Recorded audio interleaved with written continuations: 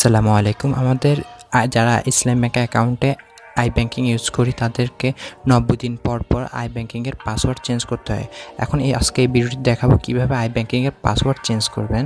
তার জন্য আপনারা আই ব্যাংকিংয়ের ওয়েব পোর্টালে যেতে পারেন অথবা ওদের অ্যাপস ডাউনলোড করে নিতে পারেন। আমি এখন অ্যাপস দিয়ে ডাউনলোড করে দেখাচ্ছি।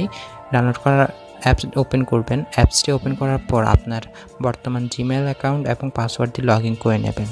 বর্তমান যে পাসওয়ার্ডটি রয়েছে সেই পাসওয়ার্ডটি দিয়ে লগ ইন করবেন।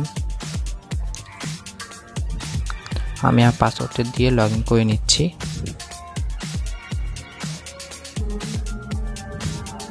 লগ ইন করার পর উপরে 3 ডট মেনু যেটা দেখতে পাচ্ছেন এখানে ক্লিক করার পর এখানে নিচে সেটিংসে ক্লিক করবেন। ক্লিক করার পর এখানে প্রথমে দেখতে পাচ্ছেন চেঞ্জ পাসওয়ার্ড, এখানে ক্লিক করবেন।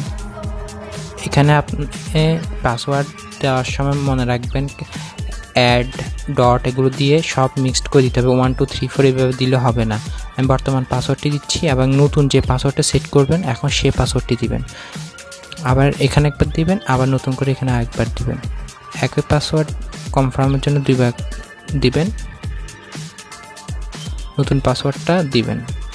2 বার নতুন পাসওয়ার্ড দেওয়ার পর চেঞ্জ পাসওয়ার্ডে ক্লিক করবেন এবং আপনার পাসওয়ার্ড দেওয়া সেভ করা সম্পূর্ণ হয়েছে। এখন আমি আপনাদেরকে আবার বের হয়ে লগ ইন করে দেখাবো আমার পাসওয়ার্ডটি সেট হয়েছে কি না। তার জন্য আমি বের হচ্ছি। আমি আবারও অ্যাপসটিকে ওপেন করছি।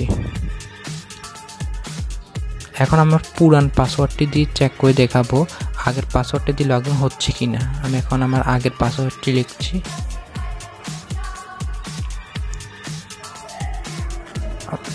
আমার আগের পাসওয়ার্ডটি দিচ্ছি, দেখতে পাচ্ছেন লগ ইন হচ্ছে না। এখন আমার নতুন যে পাসওয়ার্ডটি সেট করেছি সেই পাসওয়ার্ডটি দিয়ে দেখব আমার লগ ইন হয় কি না। আমি আবার নতুন পাসওয়ার্ডটি লিখছি।